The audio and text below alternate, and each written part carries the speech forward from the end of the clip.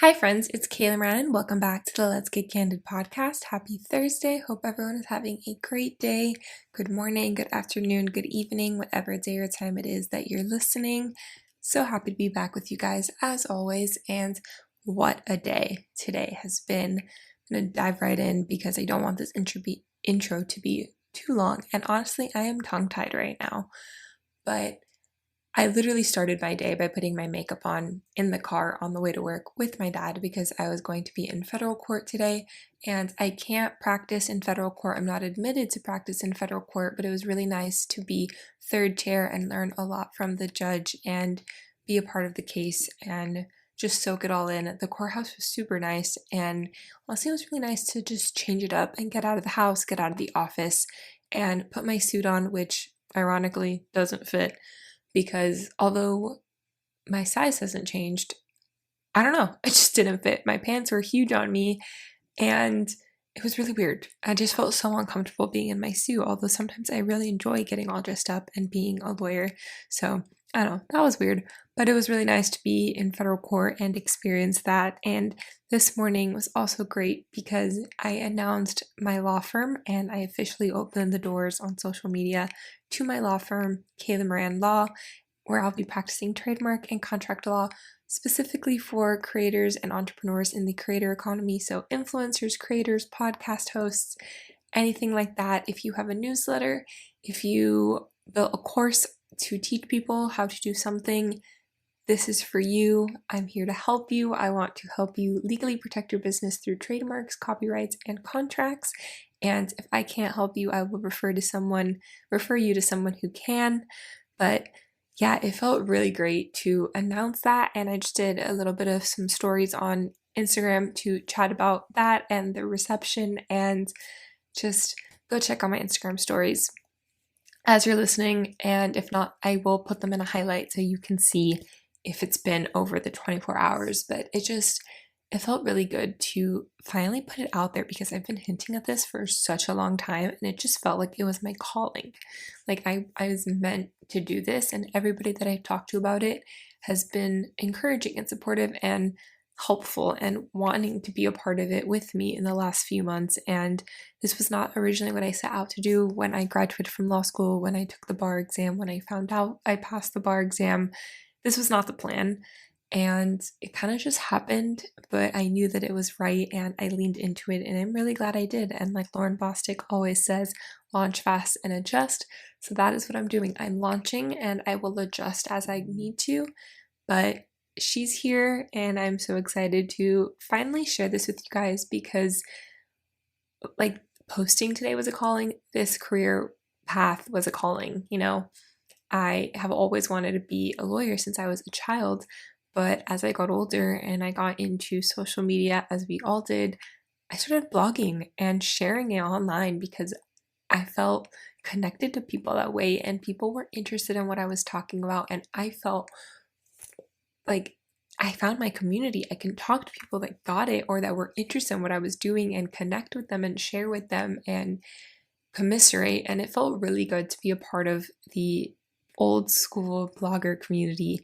And there were so many iterations. YouTube, at some point I had one, and then I thought about doing it again now. Podcast, TikTok, and true to myself, I've kept my blog and I was sharing online, sharing my lifestyle with you, sharing what was really going on behind the scenes, behind law school, and now my life as a lawyer, and sharing wellness tips, and because that's a big part of my life, and finances, and entrepreneurship and the struggles, the emotional journey behind it. As Scout Sobel, former guest of the show, talked about being an emotional entrepreneur. That is her brand, and she has a great book all about that and a great podcast all about that. If you are an entrepreneur, go check her out and check out her episode on the show. But, leaning into being an emotional entrepreneur myself and sharing that with you guys. And I just knew that I wanted to combine that with being a lawyer. I wanted to find a way to still do both. I didn't want to lose my identity and only limit myself to one, either lawyer or influencer or creator or blogger or whatever term you want to use. I wanted to say I was both and not feel weird about it and not have people think of me as weird for it. And, it came to me in 2021. I was a 2L in law school And I realized that I could literally combine the two by being a lawyer for creators and people in the creator economy. And when I told my professor that, he was like, I don't know what that looks like, but I'm going to help you figure it out because I think that's really cool. And we did. We figured it out, trademarks. And I've known about trademarks since that spring, and I worked on them a little bit in clinic. And then I met my friend Berkeley, who's become a great mentor to me, and she has carried me under her wing and helped me so much along the way. And then she introduced me to Sonia Lakhani, who is the trademark lawyer lady, and she has a course that teaches you all about how to do trademarks as an attorney. And I've learned so much in the last 4 months from just knowing that this is where I was meant to go and leaning into it. And here I am announcing it, and it feels really, really good. And all the love and support, clients reaching out to me, excited to work with me, interested in the service that I offer, loving the fact that I am both a creator and an attorney and how I can use my skills as both to best guide my clients. That is my selling point. And, people are seeing that from day one, since before day one. My friends have encouraged this and clients are seeing it. And, my family has been super supportive and really helpful in just getting it all set up, the bank accounts and loaning me money for the courses and helping me figure out what credit cards to get for my business and what banks to go with and, how to structure all of this legally and, just the emotional support behind it too. The amount of breakdowns that I've had to my family, to my friends, but all along they know that this is what I meant to do, and they are supporting me along the way, good, bad, and ugly, and I couldn't do it without them. So to finally share it and get the love that I have, I'm really, really excited, really excited to see where it goes. And there's so much in the works. So if you are interested in any of this or want to know more about what a trademark is, what the difference between trademarking and LLC, patents, copyrights, what you can trademark, all of the things, let me know, DM me, email me, leave a comment, leave a review so I can create content that you want to see that helps explain all of this to make it easy for you guys, because I want to help you. Ultimately, my goal is to help you. That is why I became an entrepreneur, because I had a calling to help people with the skills that I have and that I can bring to the table. And that is what I'm doing. And I want to be there for you guys the way that I help you on this podcast every single week, by inspiring you and encouraging you and uplifting you and commiserating with you, sharing that I am figuring it out alongside you and we've got this and we're all in it together. And that's what this is all about too. I'm in it with you. I'm your attorney and I'm here for you, and I want to help you, and I want you to get the best representation and legal protection that you can possibly get. And I'm so excited. So thank you guys so much. And I will get off my soapbox now because the podcast isn't about me. I love these intros because I get to share my life with you guys and update you and talk to you guys.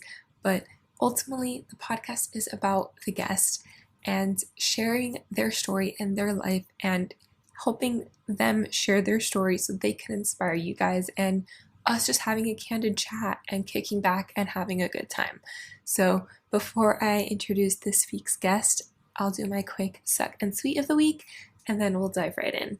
So my suck of the week is that, last week I was literally down in the dumps. I was like, nothing is going to work out. I don't know what I'm doing. Like, this isn't right for me. I'm stressed. I'm overwhelmed. I'm overworked. I don't know what's going on. Is this right? What am I doing? And then, like magic, I took a beat. Sunday, I took off. I just did absolutely nothing. It felt so good. I tanned. I got some sunshine. I went to the grocery store with my parents and just reset for the week. Oh, I hiccup there. We reset for the week. And I woke up revitalized and energized on Monday and was just ready to dive in with my chin held high. And I was like, you know what? I know exactly what I'm doing. I am on it. I am on the right path and I know exactly what I'm doing, and this is going to work out. I just got to keep going. Baby steps. And I'm on the right path. Everything will work out the way that it's meant to. I'm the luckiest girl in the world to have the opportunities that I do, and everything that I want wants me back, and it is coming for me and coming for me tenfold, and it will be okay. And, you know, I'm glad Lucky Girl Syndrome is the thing because I needed that boost of confidence, But truly, like, that my suck was just that, like, it's so easy for me to ride the waves of the emotional roller coaster and get down in the dumps. But the sweet is that I picked myself right back up. I let myself feel it. I had my moment, and I just surrounded myself with encouragement and uplifting messages from the creators that I follow on social media, and also my friends and family. And taking a moment for myself and just getting some sunshine. Truly, sunshine is so underrated. That was my sweet. Honestly, Sunday, just sitting back and relaxing in the sunshine and taking a moment for me, it was revitalizing. It was exactly what I needed. And I woke up ready to go this week, and I've been on all cylinders. I mean, today was rough after we got back from court. Definitely was firing on all cylinders as a lawyer in personal injury, and just go, go, go, go, go, trying to get settlements done and talking to opposing counsel and reviewing documents that need to be filed, discovery, blah, blah, blah. And I made a couple mistakes, but I fixed them right back up. And I came home to chat with you guys because, that's the beauty of just taking a breather and recognizing that we're going to mess up, but we just keep moving forward. That was a big lesson I learned today in court. And, that's exactly what I did. I didn't wallow in a bad moment last week. I took it as fuel, and here I am. So that's a long-winded way of saying, I had a moment, but I fixed it, and that was ended up being my sweet of the week. And if you guys like this episode, please leave a rating and review. Please subscribe to the show. It means the absolute world to me. And I would love it if you would share with a friend, screenshot, and tag us as you're listening. And let me know what you want to hear on the podcast, who you want to hear from, what topics you want me to cover. And yeah, let's dive right in. This week's guest is Cara, and she is an actress, a model, and she is super knowledgeable on human design, and she reads people's human design charts for a living. And it was really cool to get a deep dive on my human design chart because, we've talked about it a lot, and I talk about it in the episodes. I won't give it away, but I've learned so much about myself in the last couple of years, and I'm so much more in tune with myself, and that's what human design is all about. And you hear me just fall in love with it so much more in this episode, and it was really cool to chat about it with her. And I hope you guys go book her to have your human design chart read. And if you don't know what it is, definitely check this episode out so you can learn more about it and her life as a model and how wellness and mental health has really changed her life. And honestly, it was a really fun episode. We had such a great time chatting, and I'm so excited for you guys to listen. So again, thank you guys so much for listening. I will talk to you guys all next week. Meet Cara. So, Cara, what's something that people wouldn't know about you just from following you? That's a good question.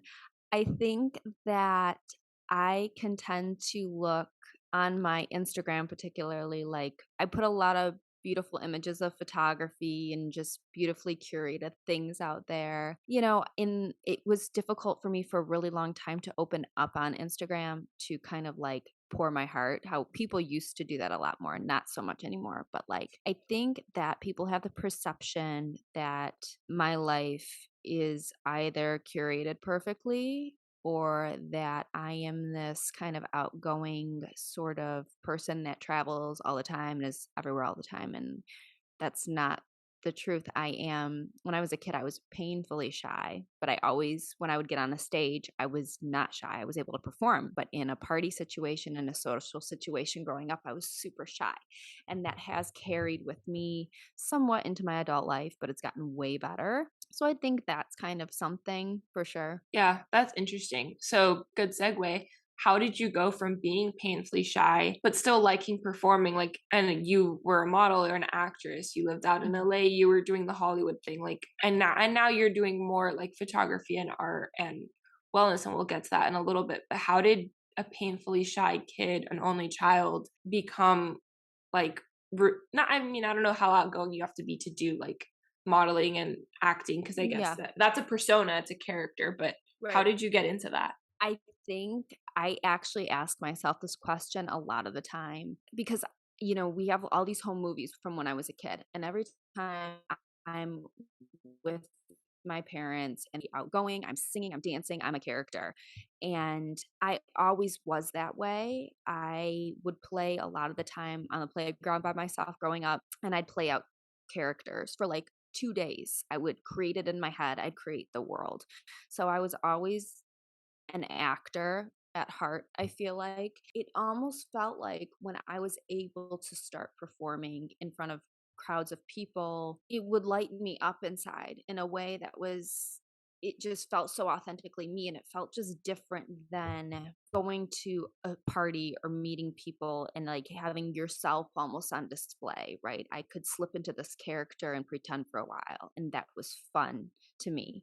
So it's this kind of odd dichotomy, but acting is still my passion. I'm still pursuing it. But I think it's two different things, but it's kind of one and the same. No, I'm the same way. I'm not. And I was able then as I got older to be like, yeah, Yeah, I'm not. I wouldn't say that I'm a shy person, but I'm definitely like, I don't know, I'm picky with like how I want to spend my energy, and maybe it did come across as shy or probably bitchy growing up, yeah, but it's like, and it's funny, I'm like the perfect mix of my dad, my parents, both my parents. My mom is very outgoing and like likes to talk to people and like very like she'll talk to anyone.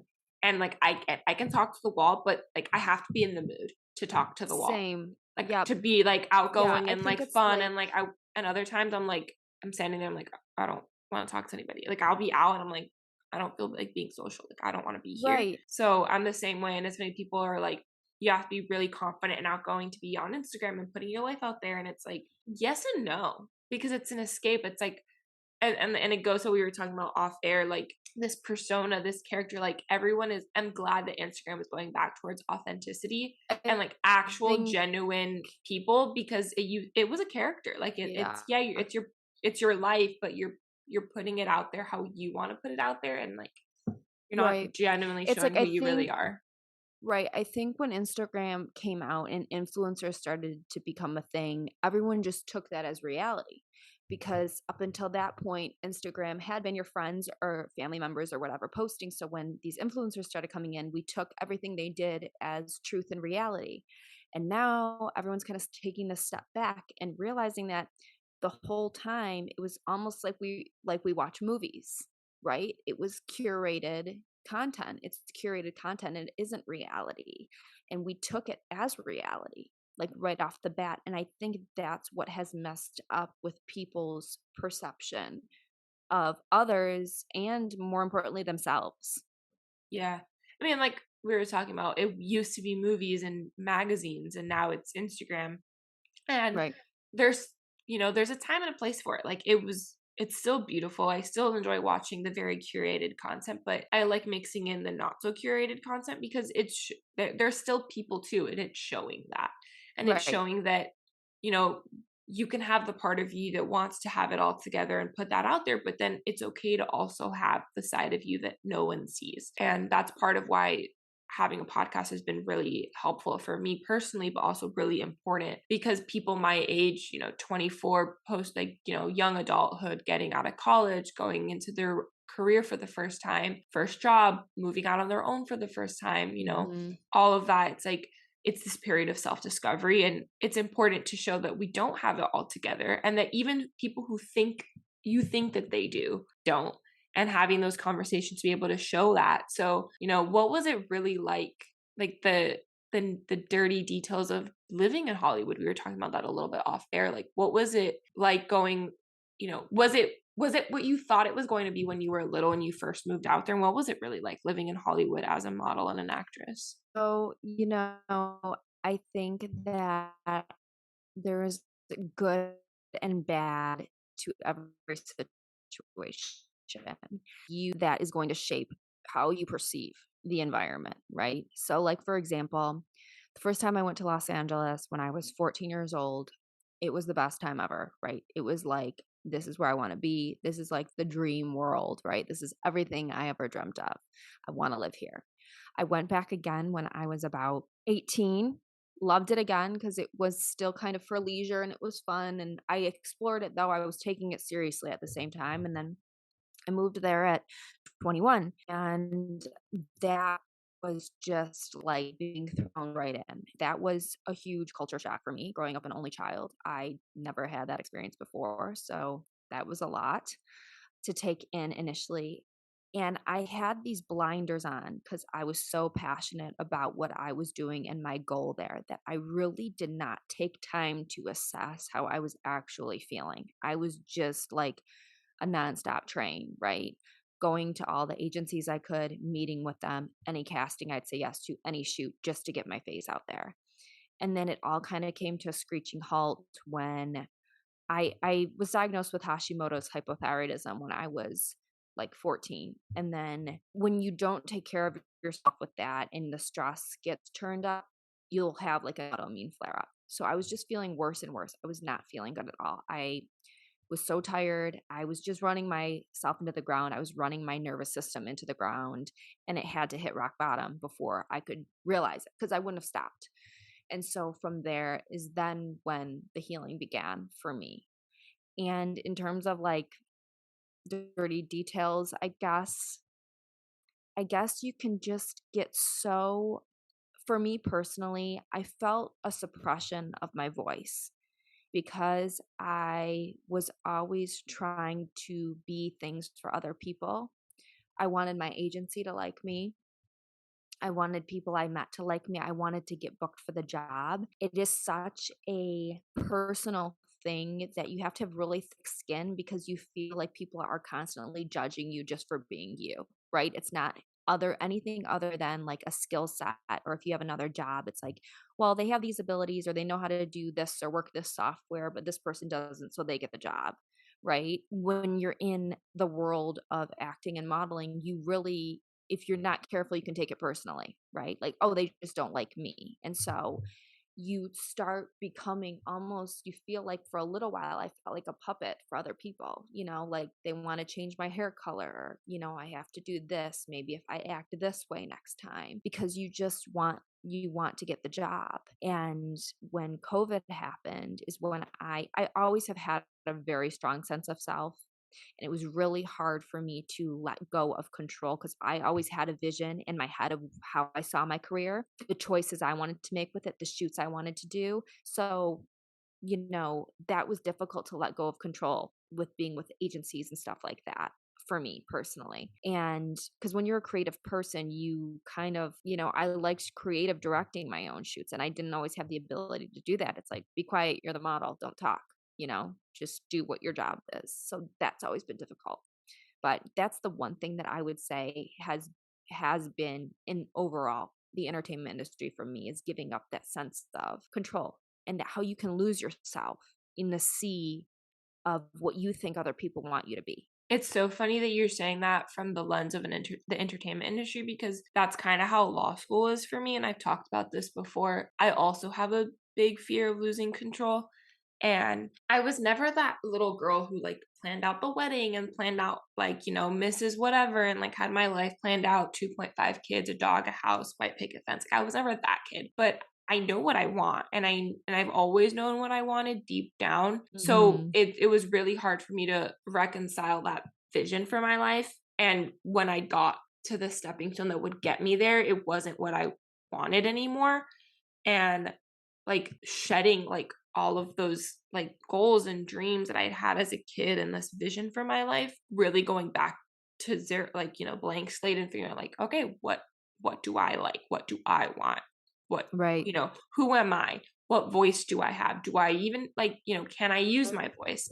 And law school, they put a lot of pressure on you, very similar to what you were saying of like, this is the type of job you want. These are the type of firms you want. This is like what you got to do to get there. These are the people you date. These are the people you hang out with. These are the events you go to. Like there's a recipe that has worked and does work for people, but it doesn't work for everyone. And you have to, No. and it's okay that, you can still get to where you want to be without using that recipe, but it's going to be a lot harder. So you have to recognize, is that really what you want? What are you willing to do to get there? And it took me quite a long time in law school to, I from the minute I walked in, I knew this wasn't what I wanted, but it took me until COVID, 7-8 months later, to really be like, oh, okay, like I don't need to do that. Let me start looking for other ways to get what I want. And Right. maybe what I want changed. And I've talked about this. There's a previous episode. It's a solo episode, finding your why and focusing on the bigger picture and how I do that. And it was kind of like I had to, the why changed, but Mhm. there was always a why. And Mhm. at some level it's similar. It hasn't changed that Mhm. much, but the way I go about getting there and doing it and pursuing that why has changed. And that's okay, but there has to be a reason why you do what you do, whether it's law school, acting, medical school, whatever. You Yeah. have to, you have to have a reason why you're doing everything you're doing. Or if you stand for nothing, you'll fall for anything. It's that kind of concept. Like you need to have a guidepost to help you Right. get there. Well, yeah, well, to piggyback off what you said, like, I always say that your 5-year-old self is the wisest version of you there ever is, because it is before the conditioning, it's before anyone got in your way, any other intrusive thoughts got in your way. You were a free little human being. You knew what you wanted, you knew what you didn't want. You had your dreams, you pretended all the time, you knew the things you liked. You can see, like, little kids have such little distinct personalities. They know who they are, right? And somewhere along the way that gets muddied, right? So when I stripped all of that back and I asked myself, what would 5-year-old Cara want? What would she do in the situation? What did she like to do? And I went out and I did the things that I used to do as a little kid, which was either like, just having more fun, which was either just going to take photos, like of random things, of beautiful things I'd see in nature, just doing things that didn't really, I was so tied to always doing something with intention that had like this end goal in mind and not just doing things because, I don't know, they made me happy. They were creative, right? And as I started doing those little things again, was how I found my love for what I do and to enjoy and find myself again. And it was all right there. It was already right there for me. It was who I was. I just had to peel back the layers of the conditioning. Yeah. And that's kind of the work we're all in. And COVID taught us that. We were talking about this off air too. Like, you know, COVID really allowed us the time to reevaluate everything Mhm. and take a step back and look inward and realize like who we are and do we want to be that person, or what can we change? What do we want to change? How do we go about doing the work to get to where we want to be if we're not who we want to be? And it's so funny, while we were just talking about, there's like 3 movies or TV shows that kind of popped into my head. So if you're free and have the time to watch, Yeah. um, well, for anyone listening too, I don't know if Partner Track, it just came out on Netflix. I don't know if you've heard of it. It's like the Okay. big law, New No. York City big law lawyer. She's the first, like she's an Asian American in a big law firm in New York City, and she's on the partner track, and she's at her 6th year, and that's usually like the first time you can make partner. Mhm. And it's, all about basically the theme of the show is like, what is she willing to lose or gain to get to make it to partner?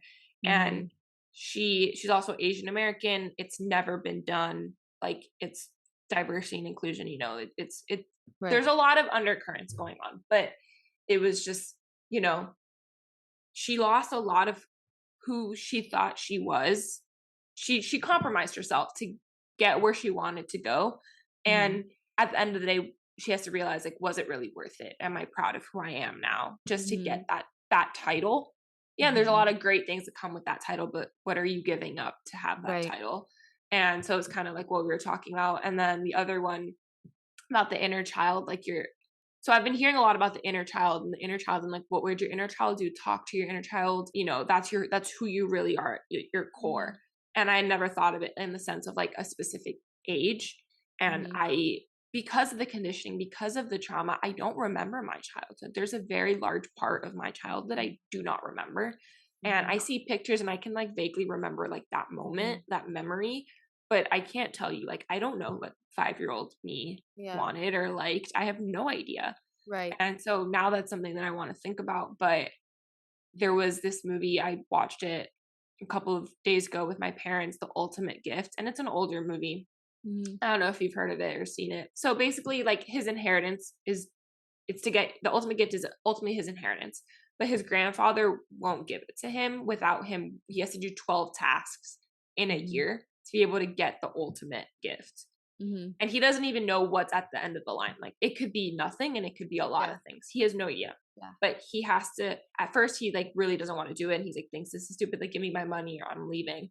And he does the first one and he like doesn't want to do it and he hates it. But he's like, okay, like actually like there is value in this. Like I want to keep going. I want to see what else is left. So I want to see what's at the end of the year. And one of them is the grandfather's like, I want you to make a genuine friend. Because yeah, like you're a rich party boy, all your friends care about you because of the money and the parties and the girls and like what you can give them and the lifestyle that you live. But once you take all the way, he was stripped of everything, his apartment, his car. He was broke, literally broke, and he had to do all these 12 tasks and like he would get certain things along the way to help him like get his life back on track, but a new life. And one of them was make a real friend. Yeah. His real friends ends up being like a 6 or 7-year-old girl who's terminally ill. Oh. And she ends up passing away, but it touched him in deeper ways. And like he does something really great with it. But like it's like she knew who she was. Like she was like 7 and she knew who she was and she was unapologetically herself, unafraid to be herself. And it just me and my dad were laughing because it reminded us so much of who I used to be. But I lost that girl along the way, and we all do. We all lose that girl that we were, or that kid that we were. And it's really cool. Like she's just such a spitfire, and she unfortunately doesn't get to become an adult, but she touches his life and really like it impacts him in a really deep way. So I highly recommend watching this movie. There's so many great takeaways, but just like great. It's cool that you brought that up, and I just thought of that little girl, and I was like. And it didn't hit me until now thinking about it. I was like, that was a lot of who I was. And I lost that girl. And I'm just now putting that back together. Right. And I think how you said your why, never losing sight of the why. So like I had to ask myself, okay, why did 5-year-old me want to be an actor? Because I always knew I wanted to do that. Why back then did she want to do it? And it was because I loved life. I loved experiencing different characters. I loved having fun, period. And as I got older, I wanted to continue to be an actor because I saw the power that cinema had, the impact, just like the movie you just talked about, the impact it had on you. I saw how it could change people's lives, how it could change their minds, how they could escape for a little while and go into another world. And I wanted to be a part of that. That was my why. I wanted to be a vehicle for communication for different individuals to speak through the camera, to speak on stage, to help people, to help the collective, to change their mind. And because movies were always the thing I would go to. I loved movies as a kid, to escape and just to learn something new. And I wanted to be a part of that. That was my why. And when I remembered that, after all of the BS that I was going through, it's like, oh, okay, you get this like fire again. This is my why. This is who I am. Everything else doesn't matter. It's not even there. It doesn't exist to me as long as I know my why. Yeah. I'm clear on that. Yeah. And then the other, for me, the escape has always been books. I like movies and TV too, but I love to read. And I'm really excited that now I don't have to read cases all day because I can genuinely just read books for fun, and I'm really excited. But my escape was books, and I would imagine that I was the character in the book, and that was my life for that however long it took me to read, and I loved it. So it's funny that movies was your escape, books was mine. But that little girl, like it just looking back, it reminds me so much of who I am. And who I am deep down, my inner child, and who I used to be. And like we were talking about like shyness earlier at the beginning, like I wasn't shy as a kid. I talked to anybody, and I only spoke Spanish as a kid. I didn't speak English yet. Oh, yeah. And I wanted to go talk to everybody. I was nosy little kid, but like I wasn't even being nosy. I was just curious, and I've always been curious. But the world was the one that told me that I couldn't be and that I shouldn't be. And it wasn't till law school that I really was like, you know what?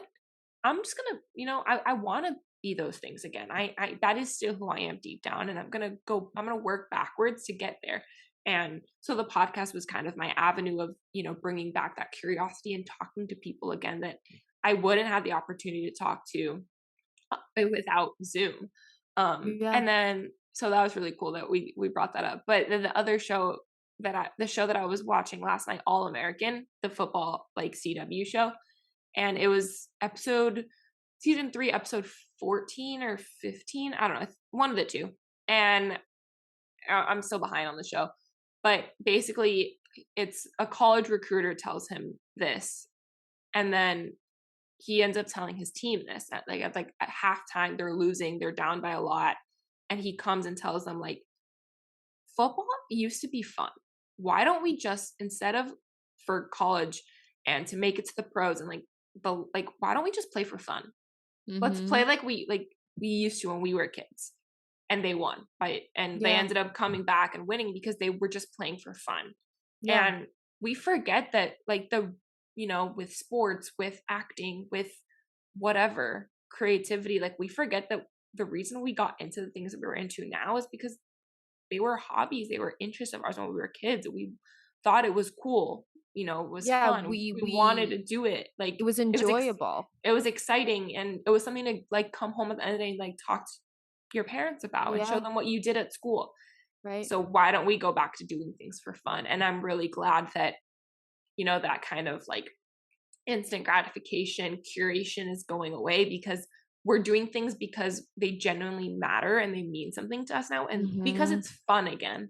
So I don't know, it's funny that we're talking about this, and those are the 3 movies or TV shows that came up, and it's all has undercurrents, and that to me is why I've always liked reading, and I've always liked movies and TV too, because I love to really unpack and relate. I'm the worst. I can't just sit and enjoy a movie. I'm Googling the production and the casting. I'm curious about how it came to be, because I see myself a lot in the character, and I'm I want to know more.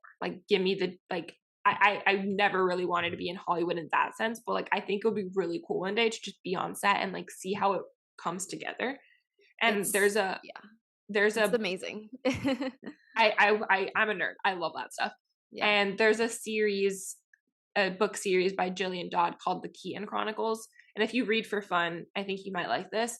She is the daughter of America's sweetheart, and there's a stalker involved, and it's basically Pretty Little Liars meets Gossip Girl set at a boarding school. And she has to unpack who she thought she was, the Hollywood persona of hers, and she's fighting for her life and her family's life, but she's also fighting to figure out who is she really deep down. But she also, because she's the daughter of America's sweetheart and she loves Hollywood, she wants to be an actress, and she's afraid to be an actress because she doesn't want to let her mom down, but she wants to have her own career on her own terms, not because her mom is who her mom is. And she's there's so much self-discovery, but it's also showing the behind the scenes of Hollywood and the PR machine and all of that. And the way her monologue to herself is scripts. She writes scripts. So how we were talking about offer, you like to journal, and for me, the podcast, and you have your own podcast now too. For her, it's scripts. She writes everything, how she plans out her life, how she manifests her life has always been through script writing. And she ends up leaving acting, kind of going part-time acting to start a movie studio and write scripts at the end. That's her evolution. But I don't know, it's just really cool. That part to me is all, I love that series because there's so much to unpack. And every time I start going through a hard phase in my life, I reread that series. And I'm friends with the author, and I tell her all the time, I'm this scene that just happened, that spoke to me in a different way now than it did when I was 15 and I started reading this series 10 years ago. It's amazing. And it still speaks to me. So I think you actually really enjoy it because there's so much to unpack, but it shows the behind the scenes of Hollywood. And the author has, she's just done so much research on this that she can write about it, but she's never lived in that world. So it's really cool. Well, I definitely feel too, in terms of going back to acting, it's kind of what I always found so fascinating with it was I would get a script for a character that I didn't even feel I could relate to, who maybe wasn't even in my age range, right? And every time I could find something in that character that in some way hit me in a certain way in my life. And through that, I've realized that no matter how different someone else is from you, there is a relatability factor in every single one of us. You can find common ground. You can find something that resonates with each other. And like that was what I also always found so powerful in that, you know? Yeah. Yeah, and there's a lot of that in the series as well. But yeah, I love learning what makes people tick. And it's funny because I was never interested in psychology in college. I got a C. Like I hated it. But I Uh, actually I like in the sense of like I like learning what makes people tick, why people get along, why people don't get along, like behaviors and like learned behaviors and all of that. Like that's me so interesting. But I like it from a people aspect, not from a science aspect, which is why I think right, psychology was never interesting to me. Is I right. want to like I like talking to so many different people and immersing myself in culture when I travel and just getting to know different types of people because we take Mm-hmm. something away from every single person that we meet and it Yeah, helps us become better versions of ourselves. And that to me has been so special about me hosting my own podcast and has helped me grow so much. And my right. parents have seen it, my friends have seen it. And you know, when you listen to other podcasts, like you see the evolution in the Mm-hmm. host themselves, like if you listen for a long enough period of time, because little by little, without even realizing it, we're picking up from other people. Um, Mm-hmm. but I kind of want to switch to the other side of what you do, which is you're very Yeah. much into wellness and human design.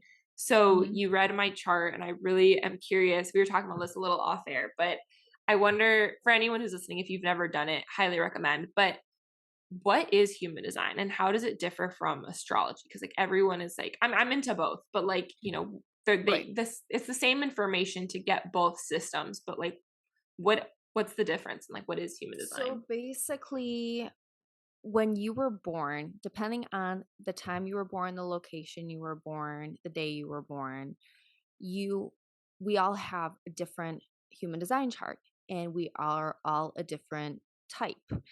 And basically, when you read someone's chart, there's a body graph, which is amazing. And there's different centers in the body graph that are either colored in or they're not colored in. There's different gates and channels. That's getting into some detail. But it's much different than astrology because astrology, I want to know more about astrology than I do, but like human design for some reason just has resonated with me so much more. And it is related to it.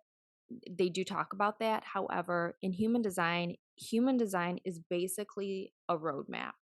It's like a way in going about your life in your most aligned and flow state.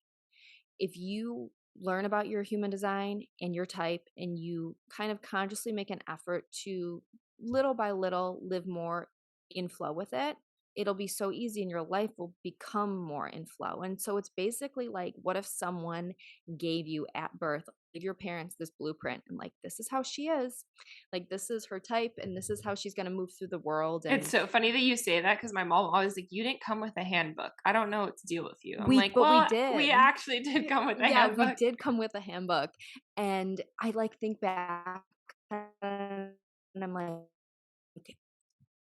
I if I would've had this, like, when I was younger and, like, knew about it, like, how would I back against self? You know, this trust that you're like, you can affirm that, like, this is why I think this way about that, or this is how I make decisions. And it just so like kind of, and it is the way in which you are meant to move through life in your most flow and graceful ease state. Yeah, it's so cool. And it's funny, like I like I'm very much into astrology. Like I know my big three and like they all make so much sense for me. They really do. Like I look at it and I'm like, Right. this makes sense. But then I discovered my human design and I was like, this makes even more sense. And I kind of like looking at both, like just to see like what's going on beyond me, but that Right. explains me. Right. So can you explain a little bit about the five different types and what the differences are?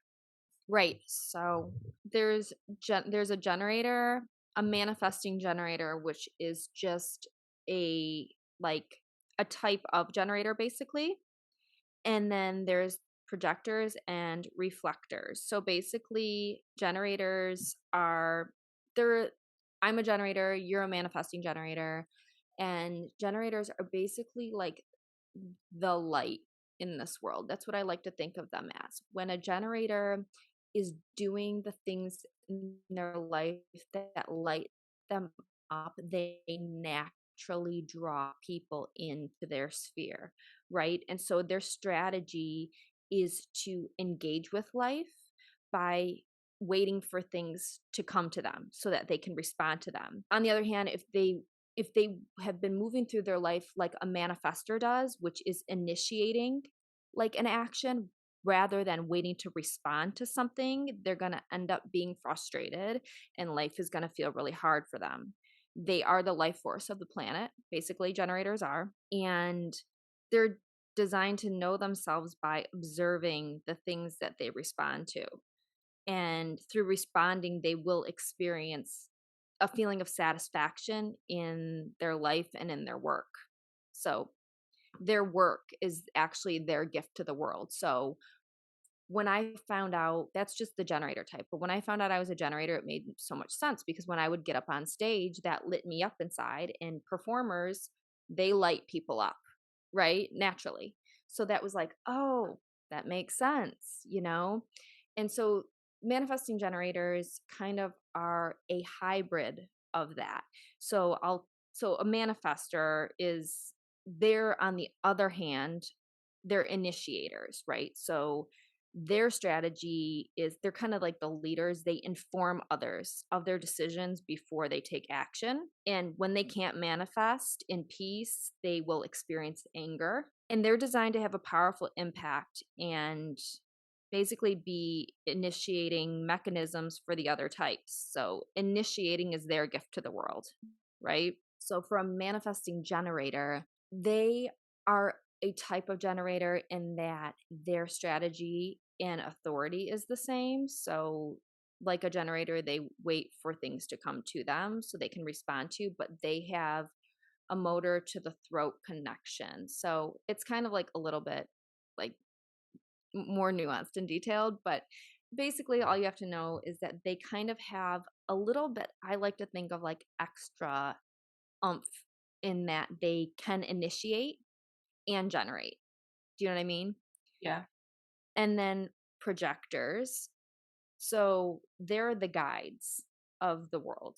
Their strategy is to wait for their specific qualities to be recognized and then invited to do things. Through invitation is how they experience recognition and success in their lives.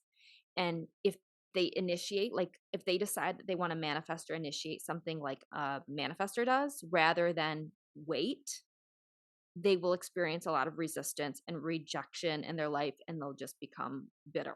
So their job is to wait for an invitation to join the party. You know what I mean? And then reflectors are like only 1% of the population, and they're the discerners, I like to say. Their strategy is to wait. This is kind of like odd, but this is how it is to wait a full moon cycle before making any major decisions. And they delight in life surprises. And if they initiate and don't use their strategy, they'll end up disappointed in life. So they're designed to be basically the judges of humanity. And they kind of, all of their centers are undefined if you look at a reflector's chart.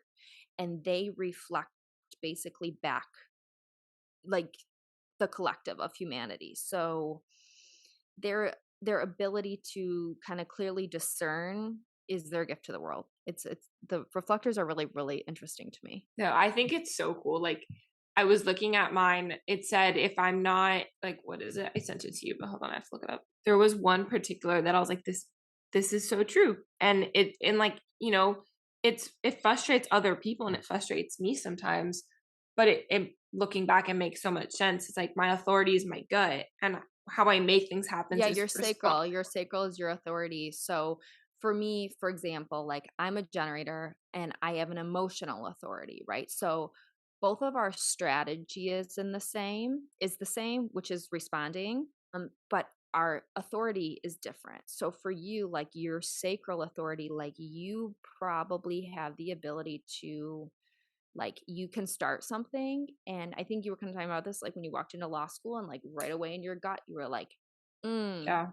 something does not feel right here. And so you go and you try to tell your parents or someone about that. And they're like, what are you talking about? Like, no, like, just give it a minute. And you're like, no, like, I know Yeah. that something is off, right? Like, I need to like switch gears here. And it's like, no, no, no. But like, you know that. So it's important, I always say to any of the types, that always follow the strategy and your authority, whatever yours is first, because often what comes right in is our logic.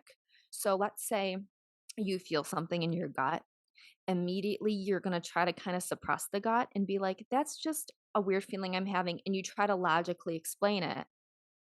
We've been taught our whole lives to think from our heads first and not our other parts of ourselves. Whether some people feel it in the gut, their heart, their emotions, we think with our head first. And logic, there doesn't there doesn't have to be a reason for the way we feel about something all the time.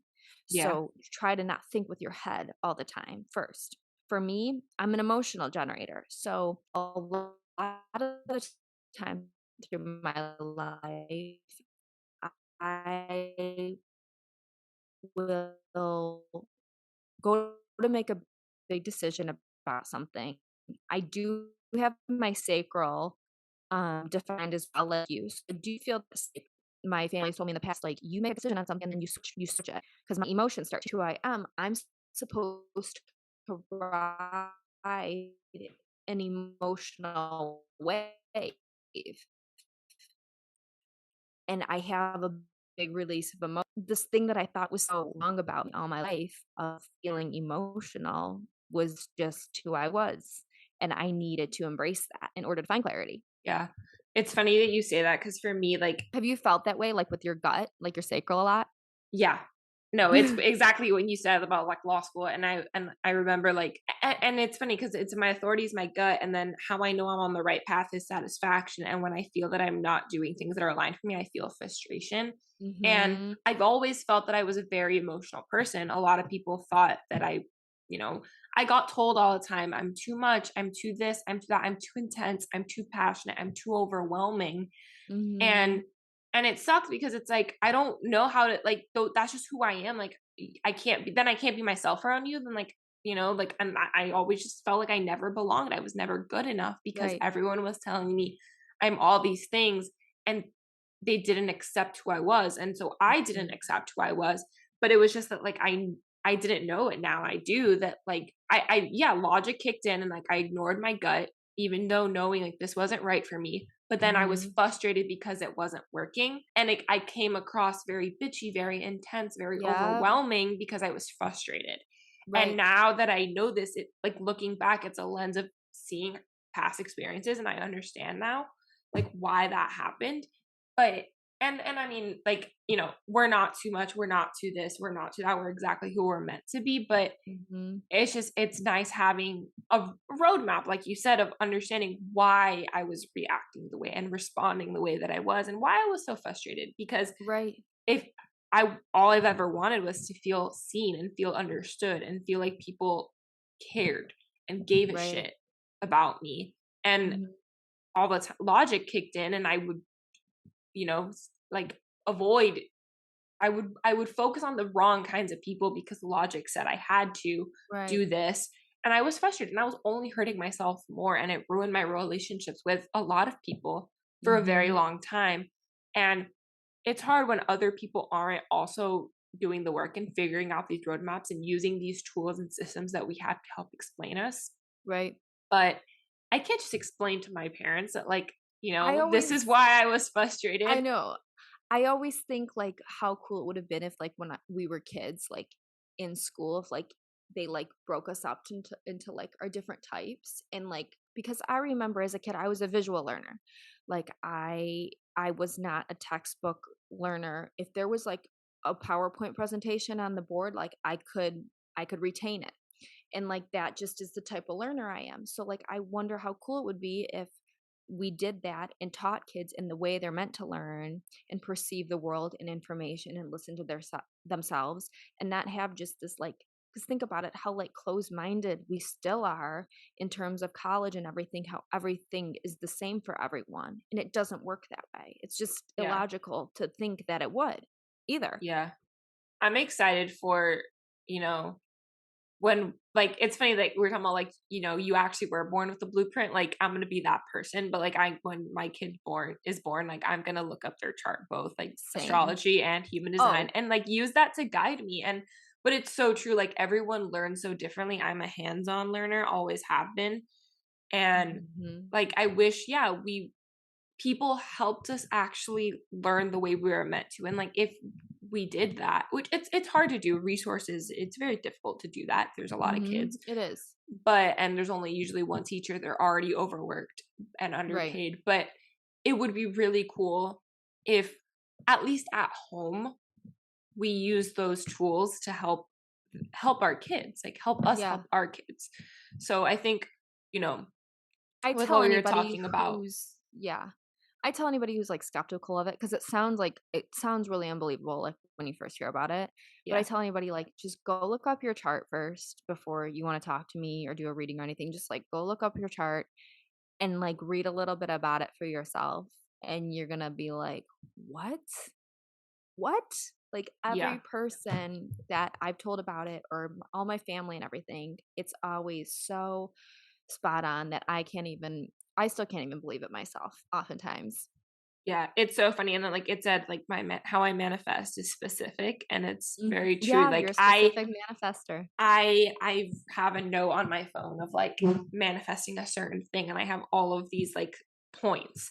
And I Mhm. know I'm not gonna hit every single one, like, it's not possible, but like, those are like my key. And I have like all of the ones, and then I have like my like must haves, like of much smaller list, and like, Right. it's very detailed. So it's funny, like, people are always like, "You're ridiculous," but Well, like, that's just, for I didn't example, though realize that's how, literally how it's meant to be for me. So it's yeah, funny. well, on the other hand of the coin, like, I am a non-specific manifestor, but I've gone through my life acting like I was a specific manifestor, and I've faced a lot of resistance in that. So, for example, I'm a very particular person in knowing what I want, and like that's fine if you're a non-specific manifestor, like you can still know what you want, but it's more about the twists and turns you take to get there. So, for example, like you as a specific manifestor, it's great for you to make lists and to really map it out and to have a plan and to do all those things.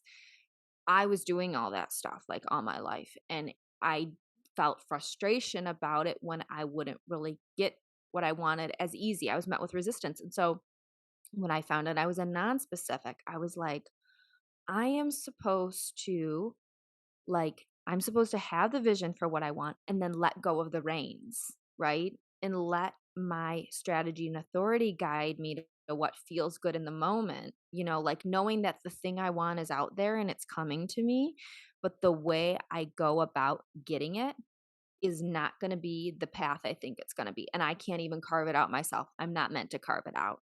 So, like, for example, when I went to LA, I would always look up the stories of other actors, how they got to where they are. And I'm like, okay, I got to check this box, this box, this box, and this box. And I would like go to the specific places and do the things they did because I thought that's how I get what I want. And now I know I'm not supposed to have a roadmap for it. I'm not supposed to take the conventional path with it. So that's like a really great aha thing about human design too, is you realize like I've actually been living in this way thinking because I like think I have to or I should. And like that's not how I'm supposed to manifest something? Yeah. It's so cool. Like, it makes so much sense. And the other one that like was really cool to me, like, I have no idea what, like, it says my gift is 11. I don't know what that means, but my personality, like, 3-5, the Great Life Experimenter. And I was like Yeah. reading about that, and I was like, yep, that sounds right. The Great Life Experimenter, because that's what my dad is too.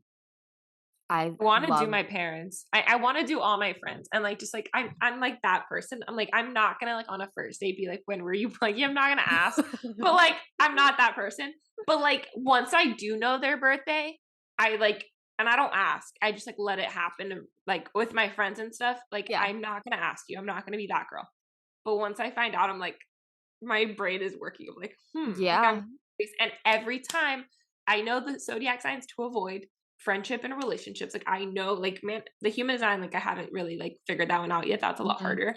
But like I know what to avoid, and it's just really funny. Yeah. Like that. And well, like they can come to me for reading and it's fine. You just like and I'll do the deep reading and then you'll know for sure. All But right, for got the it. yeah, for the Great Life Experimenter, I love that one because my dad, for example, he's done a lot of different things in his life and like he's felt kind of down about himself in his life because he hasn't like, oh, I should have stayed with that. Like I should have done this. And it's like, oh, the Great Life Experimenter, the 3-5 profile is not supposed to be tied to anything. They're not supposed to put a label on like, oh, like for you, like I finished law school, now I have to be a lawyer. Like now I have to do it. Like, no, like you experienced that for a reason. Who knows? I don't know. Like you're supposed to like taste test and try all these different things out in your life. And that's just who you are. There's no good or bad to it. It's just like Yeah. general about it. Like it's not like a good or a bad thing. It's just like you're supposed to try a ton of different things and some will work and some won't work. And like that's okay. That's just your profile. Yeah, and I've always been that way. And it's like Yeah. I said I wasn't going to leave law school because I wasn't going to be a quitter because I regret now as an adult that I quit dancing as I quit at 16. I stayed Mhm. dancing in high school one more year, but competitively I quit a year early. And I regret it to Uh-huh. this day. I'm actually helping with dance team auditions for one of my like a girl that I used to dance with. She coaches at a Yeah. middle school at a K through 8, and I'm helping with auditions this week because like I miss it so much and I want to be a part of that world again. I can't wait to now that I'm home take classes Yeah. for fun at my old studio. And I regretted so much that I quit. So I wasn't gonna quit law school because I knew I would regret it 10 years from now. And I Right. also knew that I was never gonna go back. Like if I didn't finish it now, I was never Right. gonna go back. And now looking Right. at this, I'm like, this makes so much sense. And like, yeah, Right. I don't know if I will practice law forever. I And probably won't, and that's right. okay. But if the world is like, like you did it, you're supposed to do like this, and this, like this is how you become successful. And it's like that has never been me. I And think thankfully my parents are okay with it, but it's really hard sometimes when like society says like this is like these are the benchmarks, these are the goalposts you have to hit. And I'm like, right. I don't know what's going on. I'm just kind of going with the flow here. And Like, it's okay. And I think like too, the thing is like what I find amazing is like we tend to like if you're let's say going through law school or doing the thing or like me in LA like trying, it's like at that season, at that moment, it seems like it needs to happen right now or it's never going to happen. Instead of taking into account that, like, okay, I'm doing this right now, and like maybe one day it'll come full circle. Because a lot of things in my life have come full circle again, like you with dance, like, right? Like you quit it and you were like, damn, like I quit, like I should have never quit because I really miss that. Look what you're doing now. If you hadn't have danced period to begin with, you wouldn't be coming back to where you are now and being able to help other people and like have that experience again. And it's full circle. So you always kind of end back where you started from with your why, like we talked about, like your why always goes back to that root. I don't care where you are. I think by default, by nature, it ends up happening. So like I know I'm going to be back in LA at some point. I know I'm going to be doing those things again because I know it's who I am. But I have let go of, because I'm not a specific manifester, how I'm going to get there. I've let it go. I know it's there. And I know that I'm doing what lights me up yeah. from my sacral. Yeah. No, it's just crazy like learning about this. Like it makes so much sense. And yeah, it's funny. Like everything really does come back full circle. And like even with friendships or relationships, like 6 months, a year, 2, 3 years later, I'll look back at certain situations or relationships or things that happened. I'm like, oh yeah, like that was meant to happen that way. Like I wouldn't if I had stayed with that person, I probably wouldn't be with them Right. anymore. But I gained Right. this from it or whatever. So it's crazy like how, you know, everything really just does make sense. And sometimes it sounds crazy, but it's like there is a blueprint, there is a roadmap, there is something else out there that is guiding us. Right. And we just have to sometimes like we can manifest certain things, like for me, like specifically, or sometimes I have to learn to just let go and like let Mhm. my gut tell me when to do something or when to not do something. Right. And with law school, like we're literally taught logic. Like you have to be a critical thinker, think logically.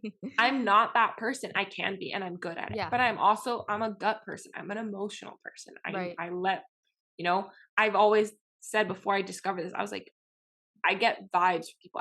I energy. Like I'm not an empath at all, but like I get this vibe from someone that like, this isn't working for me. And like people always say this, you cut people off too early, but it's like, no, like when the vibe is gone, like, or something's not right here, like I'm ready to like, well, you also have an undefined like spleen, which is your instinct center, and because it's undefined for you, you're able to easier, like you're more vulnerable to and open to picking up like the stuff around you in that area, which is your instinct, which is your fight or flight. Like, the vibe's not right. Like, is this me? Is this not me? Like, I need to leave. Like, so that makes sense too with you. Oh, interesting. I didn't know that. Yeah, like I'm that girl. Like and we were talking about like friend groups earlier. Like one of the reasons why I have secretly liked that I'm not a friend group person is like when I want to leave from a party or something, I just leave. Like I'll tell someone I'm leaving, but like I'm out of here. I don't need to stay because of somebody else. Right. And not always safe as a woman, but like I do. And I will let somebody know that I got home. Even if they weren't out or even knew I was out, I will let somebody else know. Hey, I was out, made it home. Too. Because when the vibe's not right, when I'm over it, I'm over it. And I've learned that if I force myself to stay because I should, or because I think I should, or because I think I want to, I end up having a worse time. Right. And so it actually happened. Like I was seeing someone for a brief time and a couple things happened. And I was like, I'm not feeling this anymore. Like, I don't know if like this makes me bitchy for wanting to end it. But like, my friend was like, give it another day or two. But like, if you're still feeling that way, just like end it. And I was like, all right, you're right. I did. And like, I feel so much better. But in the past, I would have stayed hoping that it would work out. Like, I'm not going to try to change them. Like, that's not what I mean. But like, I would have stayed hoping that, right, it would work itself out. And it's like, it wasn't going to. Clearly, it was never going to. Right. But now I'm more in touch with myself and realize like, these are I'm think leave. Like the beauty of human design is like, I think like a lot of people right now and in our age group are trying to like rediscover themselves and like listen to their intuition again. And human design is like not like some people like you're not supposed to like be like, oh my God, like because I feel this way, like this is why. Like I think it's a great tool because I think when people start wanting to start like get back into their intuition again, they're very confused about where to start. Like some people, meditation doesn't do it for them, or this or that doesn't do it for them. Human design is so great because it gives you just a little bit of specific guidance for yourself on where to begin on that journey and to learn how you work in finding that in tuning into that gut and your intuition again. Yeah. It's funny. I like looking at like there's some of the ones that I don't know what they mean, but I would love like I'm so genuinely interested in like learning more about this because I think now that I have like that guide, it's just I'm curious, and I've always been a very curious person, but I'm like, what are other things that I haven't been doing the way that I meant to? Like, how else can I optimize my life? And we talked about this, I think, off air. Like, I want to be surrounded by people who are also in alignment with themselves or working to be, because we're never, we're always evolving. Done. Yeah, the work is never done. We're always going to keep evolving. And I want to be with people who want to keep evolving. I don't like stagnation. And I get frustrated when it's not working for me. Like now I know that I literally get frustrated. But that's why I've always gotten frustrated with other people. Because it's like when I see potential for them, but they don't see it for themselves and I can't help them, I get frustrated and I have to leave because it's hurting me. It's bringing me down. Now I know that. Now it's hurting you. Now I have an actual explanation for it. I've always done that. But, like I want to be around people in friendship, in work, in relationships that are in evolution, constantly evolving, wanting to better themselves. And that doesn't necessarily mean therapy, doesn't always mean, meditation. It's just like they're willing to look inward every once in a while and reevaluate. Is this really curious? What I want? They're curious. People that are curious about Curiosity life is so important to me. And And that was literally why I ended it with this person, because they were very vanilla, and like you can take that in the different ways you think, and that's true too. But like it was just like they were very like not satisfied, but they were very like comfortable with the way that they've always done things. That's And the like hardest. Yeah. and that's like, and they're like, yeah, that this is like what I've always done. This is what I like, and like I don't want to see it in other ways. Like I'm cool with this, and it's like, but I want more. Like I need more. It's not just a want, I need it. And if you can't give me that, then this isn't going to go anywhere. And I even said it that night, and he was like, well, okay. And then the next day I was like, and I sent him something that I saw about that, and he liked it. He didn't even respond. He just like liked it on Instagram, like a DM. And I was like, awesome. And then I texted my friend. I was like, okay, what do I do? Like, this is just not. She's like, just if you still feel that way tomorrow, just end it. And I was like, all right, I'm going to, because like I have to. Like I just know that I'm never going to be satisfied. Right. And if I already know this a month in, why am I going to continue? Like sometimes it takes a little longer, sometimes it's quicker, but it's just like, you know, I know that deep down, like that's just, I'm never going to get what I want. And it's not just a want, it's a need. I need that curiosity and all types of curiosity. And like, I'm like beating around the bush because I'm recording an episode about sex and intimacy with someone else. Like I want to touch more about it, but that's what I'm talking about for anyone who didn't get that. But like, and I'm a little like, my dad listens to this, so Dad, turn off that episode when it comes up, please. But you know, like it's hard. I was like, yeah, this is just not it for me. And now that I have people in my life that I can freely talk about those types of things with, it helps me so much more, because it's like that curiosity, not only is it piqued, but it's also like parts of it is satisfied. It's like, I'm not crazy for wanting things. Like it's okay to want these things. Other people do it too. It's okay. And having people in my life that are interested in those things, and I can like talk about them and like explore that part of me, is I'm becoming more in tune with who I am, and I'm becoming more aligned in myself. And like, that's all I want. I want people who are curious and who are willing to constantly be evolving, and friendships, relationships, and work, and everything. And every it's cool. single day, like how can I better myself than the person I was yesterday? How can I be better than who I was yesterday? What's one thing I can do today? You know, like I love people like that. And it's like so hard, because being in LA, like people are very much more open-minded there, and being like a lot more creatives out there. And like I've been back and forth now in Michigan, and like it's the opposite here. Yeah, you know what I mean? Sure. Like it's very closed-minded in a lot of senses, in terms of like people have lived just in the same area and the same place for so much of their lives that like they don't even know that like there's other stuff out there, or there's more to learn, right? Like it's just not as exciting, I guess. Yeah.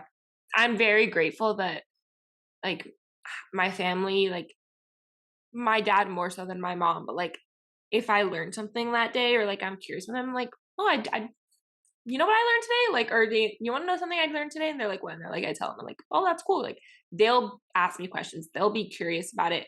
My dad is also more curious. That's where I get it from. So like we can have like these like deep intellectual. My mom's like, all right, I'm out. Like I don't know what's going on anymore. It can only take so long. Like she'll be there for a little while. She's like, all right, sounds cool. Like want to be at the dinner table. I want to be a part of the conversation. She's like, all right, I'm done. Like I'm over this. Do you know her type? I don't. But it's funny. We are born the exact same day. Okay.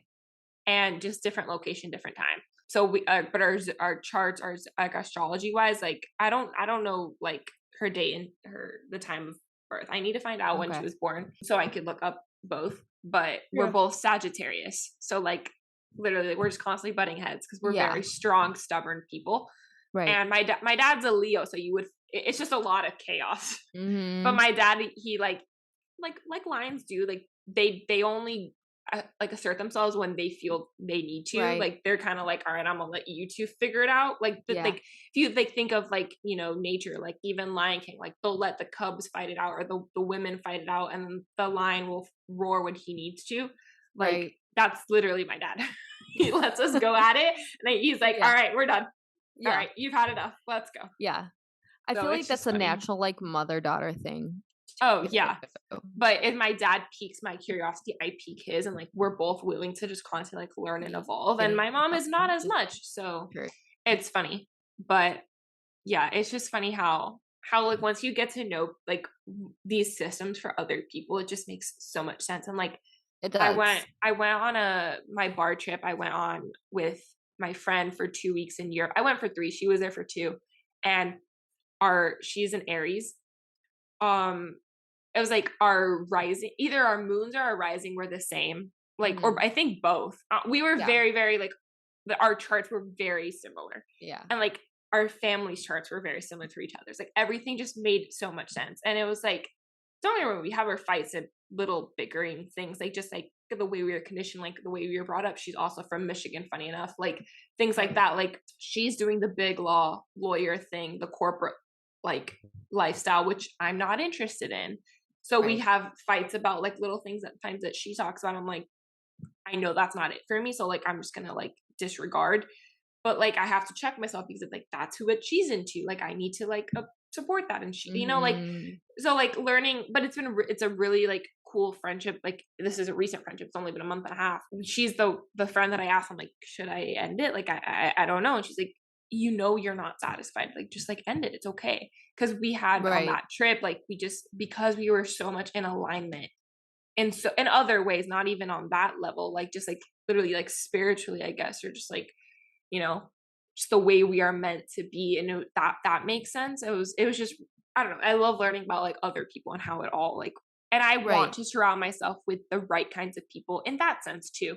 So I love learning about that. But how did you get into human design? Like, how did you first, was it like something you learned while you were in LA, or it's like this, like you learning about yourself? Like, I'm always curious. I think, yeah, kind of was like, like I said, I was really into kind of like, because I had hypothyroidism, Hashimoto's, which is an autoimmune disease. So I was always kind of into like supplements and learning about that and alternative healing. And then when I was kind of at a darker time in LA, I started kind of just playing with meditation here and there. And just the power of that, of just turning my brain down for even 10 minutes a day, because it was always talking to me and go, go, go. Just like the healing I could just slowly seeing take place with that. And then human design came in. It's kind of funny because, you know, when we talk about the law of attraction and how like when you put something little out there, more of it will actually just naturally find you. And just things started dropping in, and I'd like hear something or see something. And I think I was listening to a podcast and human design got brought up on the podcast. And I was like, what is that? And so like I Googled it and found my chart, and like you, I just kind of like read it a little bit and I was like, I need to know more about this, you know, like this is crazy, right? This makes so much sense, because at that time I was still in a darker place and trying to get back to that 5-year-old me, that free, imaginative person. Because, you know, I'm in a creative field, and if your imagination is turned off, you're not going to do the work you need to do, or be at your best. And so that was my main goal. I need to get that imagination opened up again so I can act and commit myself. And so through human design, I was able to like pinpoint what was really going on with me and where I could change the way I was thinking about things and tune back in to myself again. And so, yeah, I think I just found it like on a podcast, but it's funny how all these things kind of, everyone's like healing journey, awareness journey is so unique in that you find things at the right time for yourself. They come to you. You don't have to seek them out, right? Like you don't Google like how to find myself again, how to raise my awareness again. Like you can't do that. Like it's gonna be so organic to you personally. And that's like the beauty of it. It's amazing. Yeah. No, and it's funny, I'm about to say this, and like my listeners know I say this in almost every episode, but everything really does just happen for a reason, and you I know kind it's of so just have cliche, but to. it's so true. But I say it in every episode because Yeah. everybody's story, like deep down, it's the truth. You know, I would not be who I am today had I not gone through everything that I have gone through, good, bad, ugly, everything. Like same for you. Like it just, you know, it's just crazy. Like you said, like you can't Google this and like make it work for you. It's just, if you're meant to start becoming in alignment, the signs will start presenting, the opportunities will start presenting themselves to you. And you're just going to be at that point in your life, be like, I'm going to lean into that. your only job is to be aware enough of it. Like, you have to be looking for the little details and nuances and then take action about them, because every single day, if you have your blinders on, you're going to miss the signs. You're going to miss the little roadmap, things along the way, the twists and turns that you should take, the little signs to take. But all you have to do is be aware and sit in the passenger seat. That person helped me, right? And they were telling their story of when they were in their dark time and how it helped them. And never in a million years would I have thought that I would be on podcasts like your show, now talking about it, helping others, how Yeah. it got me out of it. Right. So it's these little things. Someone's going to hear this. Someone's going to hear one of your episodes, and it's going to resonate. Something's going to resonate with them. And it's just this beautiful chain reaction. Yeah. And so I have something about that, but like backtrack a couple seconds ago when you said, like there's going to be signs and you have to be in the passenger seat, and like everyone's signs are going to look different. Like you can't, like we talked about, like the signs that happened for us that helped us get there. Like they might be the same, they might be different. You just have to be, like you said, self-aware enough, a little bit enough to like be like curious about it, honestly. And it's hard, for me personally, I know, to be in the passenger seat of my life sometimes. Like I want to, be doing and making things happen. And I was gonna bring this up a while ago and I forgot. Like I used to try so hard. Like my best friend in law school, like, and I've referenced him many times on this podcast. Like I remember one time he was like, "Why do you care so much? Like those people do not like themselves. Like they don't even like each other.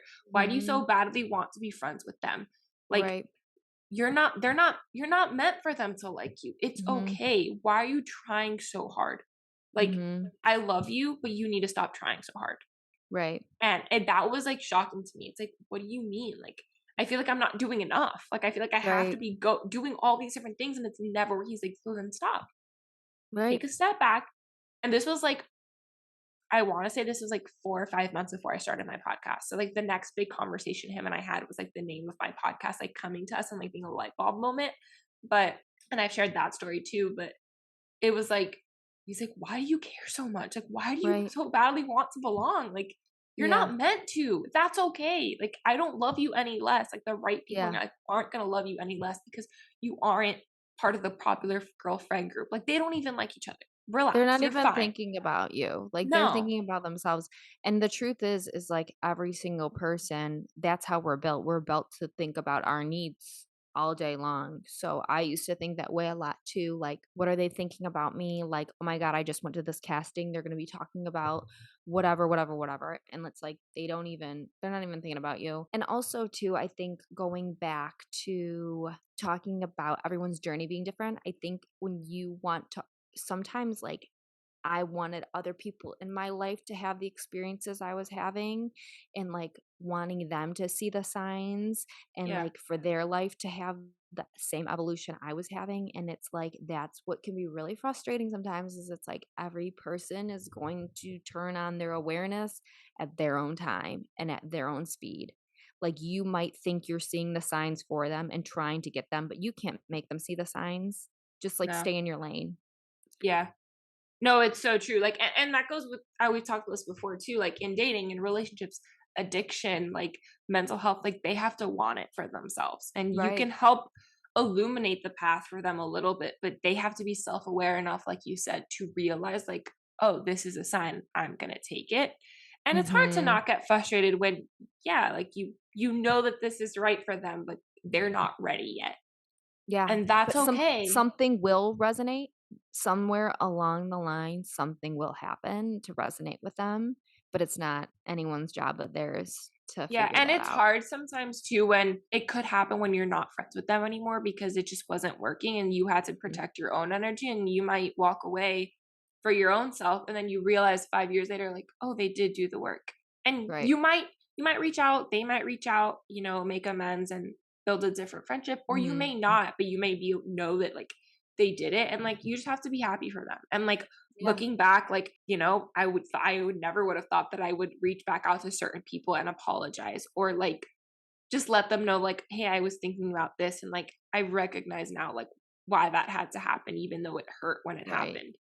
And like I did that recently, like this guy who really hurt me big time. I reached out and I was like, I'm sorry for acting the way that I acted. I recognize now that this wouldn't have worked out. And I'm glad that we ended it when we did. And I'm sorry that I took it the way that I did. But like, I'm in a much better place now. And I hope if I run into you out at a bar or a club one day, like we can say hi. It's never gonna happen. That time that ship sailed, but like we're friends. And like my ex, like my first boyfriend ever, I actually don't know if I've ever shared this story, but he and I, like, we were on and off, like we had no business being together. Like we thought it was puppy love. We wanted so badly to be in love, but like we weren't, and there was nothing there. But we will always have like a special, like his birthday was the other day and I texted him happy birthday. Like, you know, we will always have a soft spot for each other because we did live a lot of life together. We made a lot of mistakes and we both learned from them together. But it was the season. But we were, you know, I was 15, he was 14 or 16 and 15. I don't know. I was a year older. I don't know. Like I was a sophomore. And he like, we were very on and off, hot and cold, up and down. We had no business being together. And then we like, that happened all the way up until college.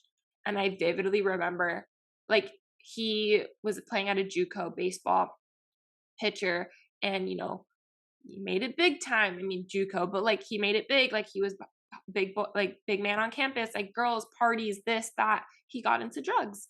And one of my deal breakers now is drugs. Like that's a hard no for me. But even weed, like just like none at all. Can't do it, won't do it. But and this is part of it. This is why like he changed, and I knew that wasn't him anymore. But like no matter how much we fought, and like I begged him, like he wasn't ready to hear it. Now he did, but only because he blew out his arm. His career is over, but he got a staph infection on top of it. So literally like 4 staph infections in a row. They couldn't heal it. He almost died on the table. And I vividly remember, so like I had basically sent him to hell like December 2017. Kid you not. I was like, December 2017. I like sent him to hell. I was like, we're done. Can't do this. Like, I'm done. A year and a half later, it's January 2019. I'm in Key West at my brother's lacrosse game, like a lacrosse tournament. I had just graduated from college. I get a text from this number and I didn't have it saved. I have his number memorized since like 7-8 years ago. So it took me a second, but I recognized it was him. And I was like, why are you texting me? Like, we're not doing this. And then I still hadn't read it. I just like the number clicked and I was like, oh no, we're not doing this. And then I looked at it again and it was like an essay and I read it and I was like, holy shit. Like he was making amends. He almost died. And his biggest regret at that point was that he treated me the way he treated me. And he thought he was never going to be able to apologize. And he was like, I'm pretty sure you never want to hear from me again. And like, you have every right to hate me, but I just needed to say, I'm sorry. And like, if you could ever get lunch or dinner with me, like I would just love to apologize in person. And we did. And it was right when I had just ended it. Like I basically got out of an abusive relationship before it got abusive. And that had just happened. And I was like, it was just like weird timing. And I told him about that situation and he was like, and it had a lot of the makings of like what was going on with him back then. And it was like, he was like, where is he? Like, I'll go fuck him up for you. Like, I'm sorry, no one's treating you like that. Like all these things. And I was like, you know what had happened, but like I got out, I'm better for it now because I got out of it, and like getting out of it with you helped me realize the signs, and like everything really does just happen for a reason. It does. And sometimes like he was on the path of healing himself and making himself better and figuring out what he wanted, because his whole life changed. He didn't have baseball anymore. Like what was the next chapter for him? And he had a new lease on life because he survived. Right. And so like it was just really cool. Like, you know, sometimes you'll connect with them again to make amends. Sometimes you won't, but you'll see them doing better and you'll be happy for them. You'll be proud of them. And like we'll text each other happy birthday. Sometimes every once in a while, like we'll like have a long chat, like catch up. Just like there's no part of us that ever will be together again, but like we'll always have that love for each other in a different way now. And like I don't know, it's nice. Like you know, sometimes life has a funny way of working out, and like it also happens when you least expect it, and like you just have to be open to the signs, like you said. But it's hard Yeah, to just staying no, open and staying curious. yeah, it's hard to not be in the driver's seat all the time, but Right. sometimes you have to Definitely. let go and let it happen. But Yeah. this was so much fun. I'm so glad we got to This have really this was. conversation. Where can everyone find you, your podcast, shout it out, and what can they expect on your podcast? Yeah, so you can find me on Instagram at Cara Ruetz, and then you can find me also on Instagram at AOWS Health and AOWS Studio. AOWS Studio is my kind of graphic design and art and photography page. And then AOWS, Art of Wellness Society Health, is where I talk about all things health and wellness and talk about my podcast on there. And then my podcast is the Art of Wellness Society on Apple and Spotify. And my podcast is basically just about curating your life like the work of art that it is. Every person's life, I believe, is a work of art. I know that sounds super cliche, but like every choice we make, we're painting a picture of our life. And on there, I'm going to have a lot of wellness experts and people on there in the wellness and health field, and then also artists and creatives, because I believe that art and wellness are one and the same. In order to create a life we want to live and in order to create beautiful bodies of work, you have to take care of yourself and be in alignment. So, yeah. That sounds amazing. I will link everything in the show notes. Thank you so much, Cara, for coming on the Great. Thank podcast. you.